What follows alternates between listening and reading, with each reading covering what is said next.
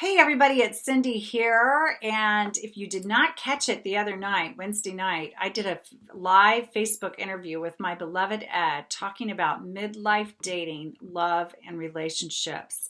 And it was great to have a male perspective. Tons of people attended and tons have viewed it since then. So if you are in that transition in your life, you're dating again for the first time and who knows how long, whether you've been widowed, divorced, whatever's going on, I really recommend you go back and check that out because I think he provided a lot of quality content.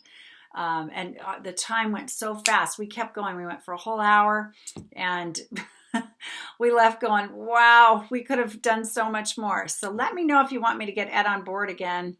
The other thing is that we said we were going to talk about love, dating, and relationships. And we really, honestly, the major focus was in dating, midlife dating.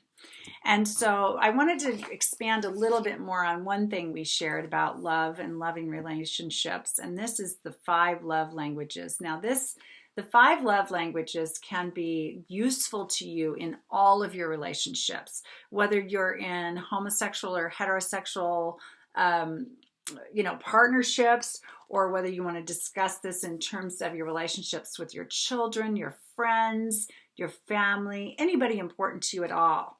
Okay, coworkers, customers, clients, whatever. So I'm going to go over the 5 love languages today, and then I really think we could get Ed back on if we'd like to talk about healthy, loving partnerships. I think that might be a really wonderful idea. So let me know what you think about that. Comment below if you want Ed to come back on and us do that. Okay, no matter what kind of relationship you're in. Okay, so let's talk about right now the 5 love languages and what this means for your life and all of your relationships, any kind of relationships. So Gary Chapman started this work thinking about partnerships, and how we like to give and receive love. And he says that there are 5 top languages that humans gravitate toward in expressing love and wanting to receive love. And here are the 5. They're not in any special order. Number 1 is quality time. So one of the ways we like to be loved is by people spending time with us, right? Number 2 is physical affection. So that's touching. We like to be touched by those who love us, right? In healthy, wonderful, loving ways.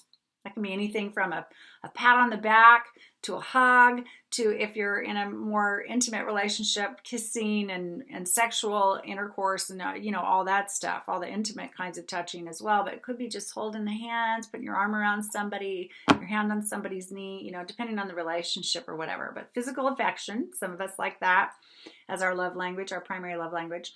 Some like to receive gifts and give gifts as an expression of love.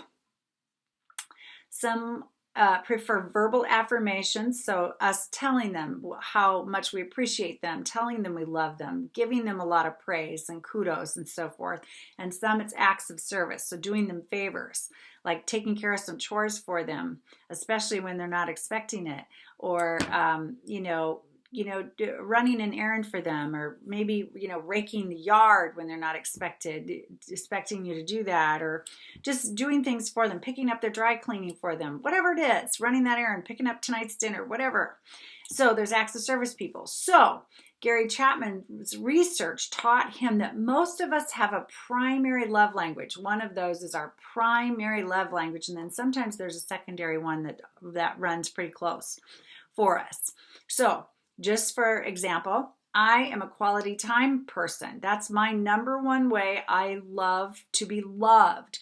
So if you love me, if you're my friend, if you're my family member, if you're my partner, whoever you are, and you want to show me you love me, I want you to spend time with me. Call me on the phone. We'll talk. Let's Skype or Zoom. Let's get together. If we can get together and have tea or have a meal or go do something together, go for a walk, go to a movie, whatever. I like quality time. Spend time with me. I feel so loved, right? That's my primary one. My secondary one, which is close behind that one, is physical touch. I'm a very touchy-feely gal. I like to give hugs. I like to, pat people on the back, shake hands, And then with my beloved, I love to, hold his hand when we're in public or give him a kiss or whatever. And we often sit closely together. We're snugglers, that kind of thing. So anyway, we happen to be both the same. Ed and I are both quality time people, number one, and physically affectionate, number two. So it's easy for us in our partnership to speak each other's love languages because we have the same love languages. So why is this important? Why does this matter so much? I mean, this book is revolutionary. Revolutionary, you can get it anywhere. It's made a huge difference in all kinds of relationships with people, because the magic of knowing this is you get the book, you go through the profile and you find out what your primary love language is, just in case you don't know. And then you can teach people how to love you. You can help them know what you need. So that's one way it's really helpful. You can say to people, it means so much to me when you praise me. It means so much to me when you tell me how you feel about me. I love hearing, what you appreciate about me. Tell me, tell me, tell me. That means you're a verbal affirmation person, right? Words of affirmation mean a lot to you. If you're someone who says, oh my gosh, I just love it when, they surprise me with a little pair of earrings, or, they gave me this gift certificate to go get a massage, or, she picked up her favorite book and gave it to me because she recommends I read it, and that you're a gift person, right? So you can help people to understand what means a lot to you. Okay. Okay. Then here's another really amazing thing that Gary Chapman figured out, that we often give out love how we want to receive it. Now, this is where life can get tricky, right? So I'm a quality time person. So I tend to give love that way. I tend to think in my mind, if I want to show somebody I love them, I ought to spend time with them. I ought to text them today. I ought to call them. I ought to schedule, let's go have lunch because I love them. I love them. I love them. I'll spend time with them.